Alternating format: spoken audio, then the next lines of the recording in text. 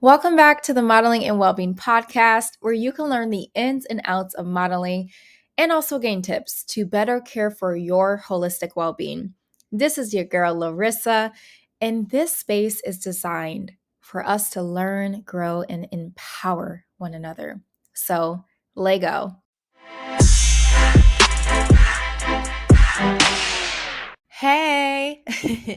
When I tell you that the recording struggle has been real, I mean it. Man, over the past month, I have been in a few different cities, including my hometown in Minneapolis, and I'm traveling again tomorrow, actually back home through the holiday season and New Year. So I apologize, you all. Larissa has been needing a little bit of rest, and it has admittedly been a little on the burnt out side of things, but recovering. One of my friends also gave me a little bit of encouragement and said, "Hey, keep it up because I've been following your podcast." And honestly, when I hear that, I'm always just a little shocked that people are actually listening. So thank you. I'm so excited to be here and recording a new episode. Over the past month, I've also been starting my model coach journey, and it's been so exciting to teach youth who are ages about 8 to 18 years old just the ins and outs of the modeling industry. And that also just makes me really excited because I have yet to scratch the surface on the number of topics that I want to cover with all of you on this podcast, and just to continue sharing the knowledge that might help you on your personal development journey or model journey. This past weekend, I actually taught my class day two. I'm teaching once a month, so this was day two for us, and we talked a lot about nutrition and fitness. Um, I also led a 30-minute dance fitness session with them. I think I kind of killed them a little bit, you all, but it was really fun. And the purpose of just that section of class about nutrition and fitness was number one, to help teach them why it's actually important to stay healthy as a model. Unfortunately, kids and teens, they're at the age where body image is heightened. It's pretty serious and an emotional topic, tongue twister there. And most people around that age just tend to go through an overwhelming amount of body changes by 17 years old. I mean, you all know what I'm talking about. You've been 17, 16, 15, 14 once before. According to the National Organization of Women, 50% of teens are self conscious about their bodies. And by the time American girls reach the age of 17, 78% of them are unhappy with their bodies. With that being said, I personally had to be very intentional about how I was teaching my class about nutrition and fitness, and just kind of reframing things in a way that wouldn't be triggering to them or make them honestly feel bad about themselves. So instead of saying, sugar is going to make you fat, stop eating it, it's bad. Because that's kind of low key how some of the curriculum was written. I'm saying things like, hey, eating too much sugar will make you lose a lot of energy. And we want as much energy as possible so that you can perform your best in front of the camera. You see the vibes, see the difference. So, yes, as a model, your body is your brand. That's the point of modeling. And although there are models that are tall in sizes 0 to 4, more specifically in the higher fashion industry, it doesn't mean that you always have to fit that spec. Nowadays, especially with commercial modeling, it's inclusive of any age, size, height, ethnicity, etc. Because the point of commercial modeling is to show the quote unquote everyday type of model in an authentic way. If you look at Target models in the stores, just go to your local Target, take a look. They've definitely done a better job at showing different levels of diversity, which means the kids in my class, you, and anyone you know can definitely be a successful model. However, I'd say that What agents are looking for nowadays are people that are just comfortable in their skin and that are confident in their bodies, because if you're confident in your body with them, then they know that you'll be confident in front of the camera and can sell their products looking confident with their products. And this kind of brings me to why I wanted to just talk more about how you can feel confident in your body and in front of the camera. In my opinion, a couple big factors to gaining some of that body confidence is nutrition, movement, and lifestyle. I have so many pockets in my life that I can remember, and maybe so do you, where I felt the most alive when I'm giving my body what it needs and giving it what it wants sometimes rather than the other way around. Anytime I add movement to my day, it usually makes me feel more focused on my goals and keep me motivated. So, of course, there is a strong tie between food, nutrition, and mental health. I want you to think about what movement you're adding to your day and for how long. Now, peep that I said movement and not exercise. Let me explain. When I was going through my wellness coaching course, I learned the difference between exercise, movement, and physical activity. Y'all, I was literally fascinated because I thought that they were all basically the same: working out, exercise. When people say, go work out, I'm thinking about the gym, I'm thinking about going in cardio. And sometimes I'm like, I don't want to do that. But all of it's kind of a workout because you're burning calories across all of them. So it's all healthy. But let me break it down. Exercise is basically like a structured workout that's typically done at the gym or with like a fitness trainer for a certain amount of time. So think of 30 minutes dedicated to strength and weight training or lifting, if that's what you call it, if that's what you like to call it, or cardio.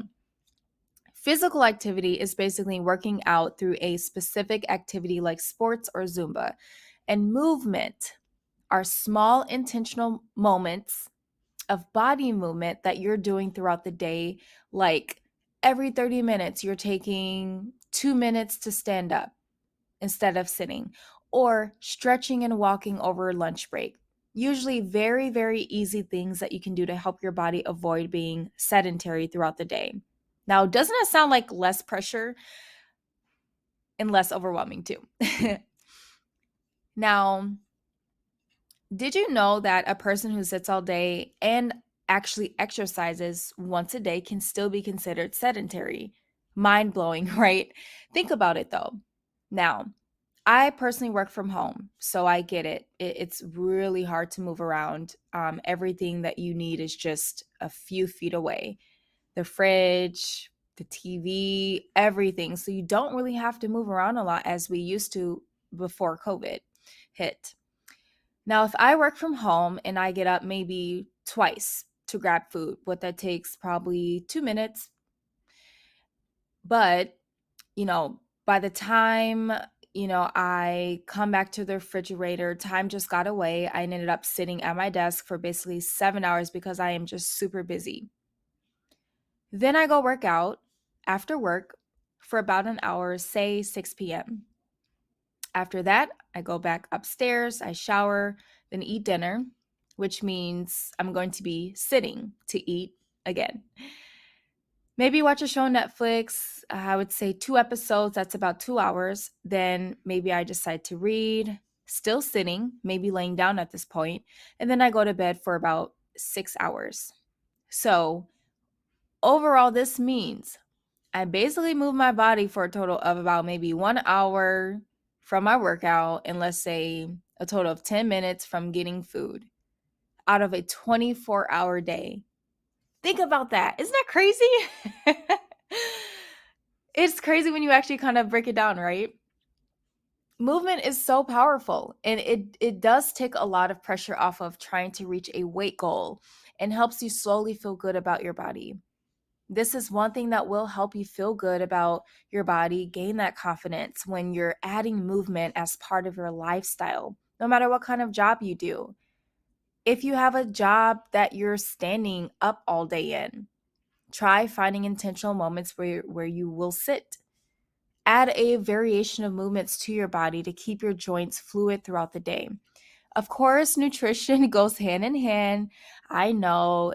I would say nutrition for me is probably the hardest for me personally, and I need to do a better job myself in this area. And I recently started drinking veggies and fruits, so those blended juicing vegetables, and it started to really make a difference in my body. I can start to see a difference in my skin as well. So I want you to think about what are some of your favorite healthy foods and how can you just add them to your current meal. I don't like to say change your diet because that's not realistic. That's not going to make you motivated. The goal isn't to strip you away from the things you love, it's actually to incorporate and add those healthy foods that your body literally needs to stay healthy into the things that you already enjoy. Then you'll eventually start to make small steps to slowly getting those bad foods or whatever you're eating, whatever high sugar foods slowly out of your diet, and so that you can have more of that balance. If you are a model, this is actually very important. Nutrition is important. Again, your skin is also your brand, and the last thing that you want is to not feel good about your skin in front of the camera.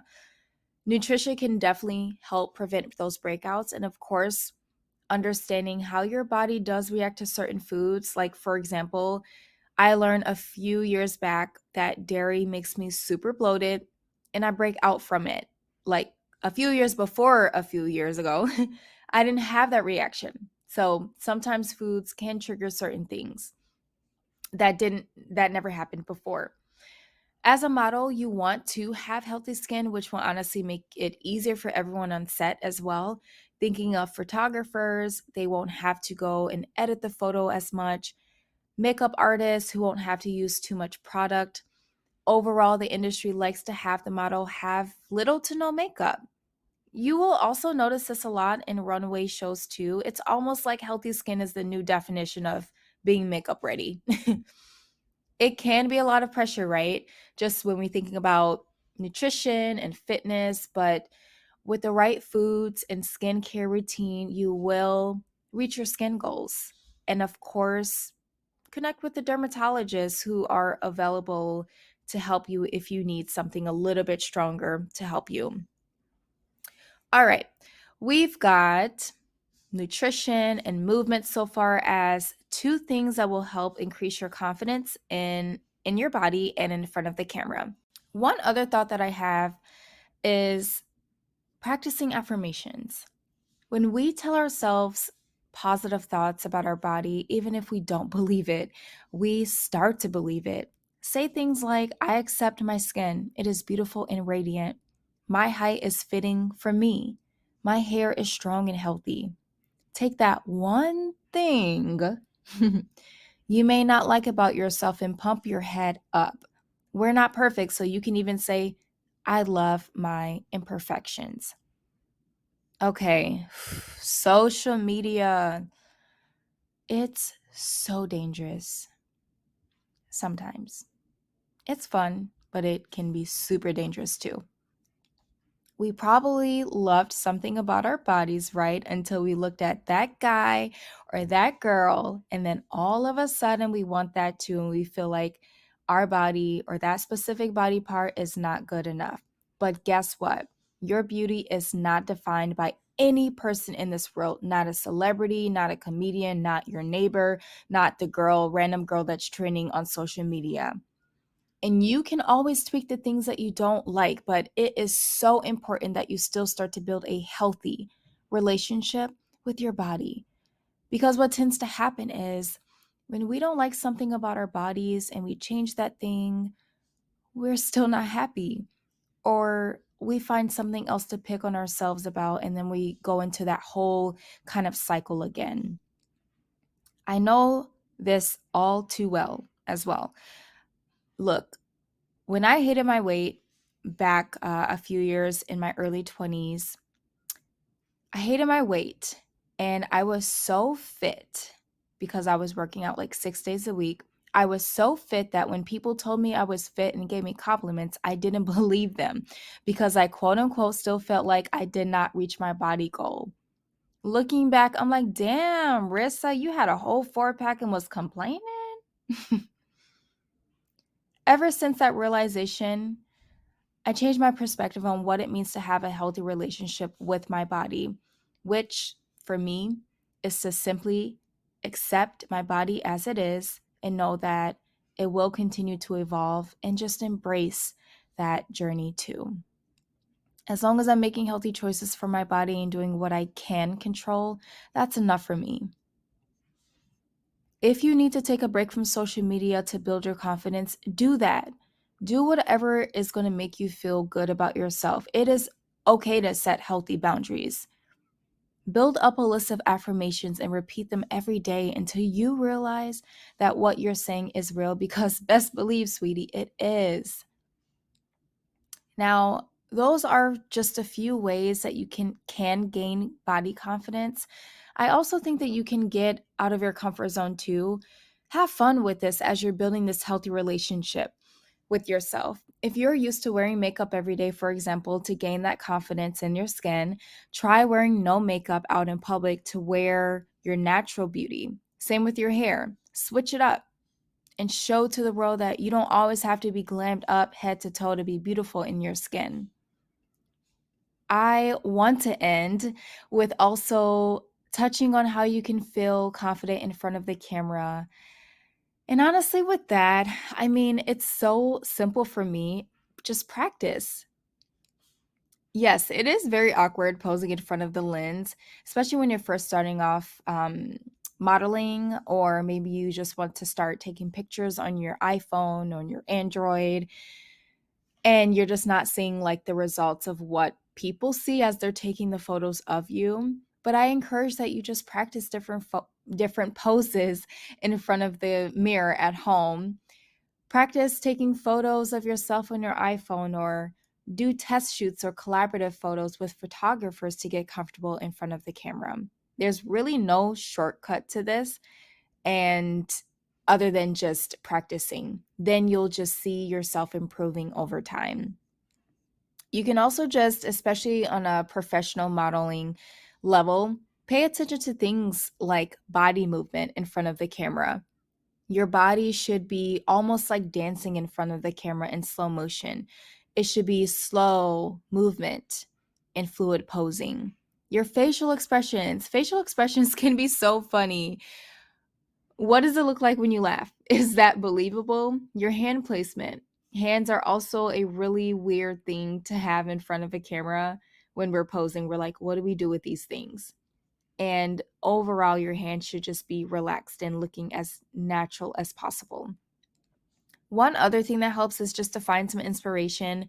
Literally, go on Pinterest and pull some inspiring model poses.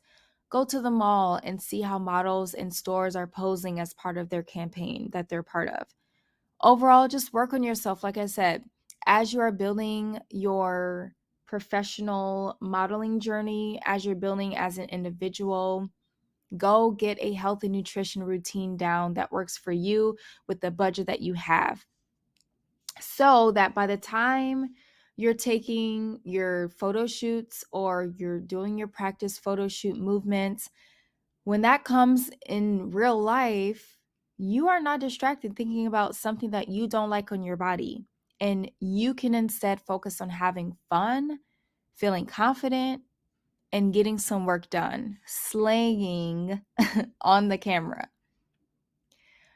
All right. Well, I sure do hope that these tips were a little helpful. Let me know what you thought. What else do you do to help increase your body confidence? I know that there are so many tips and so many things out there that people do that I have loved seeing. And just for the sake of time, I didn't want to talk your ears off.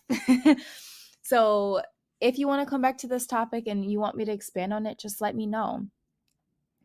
At the end of each episode, we also recite affirmations together.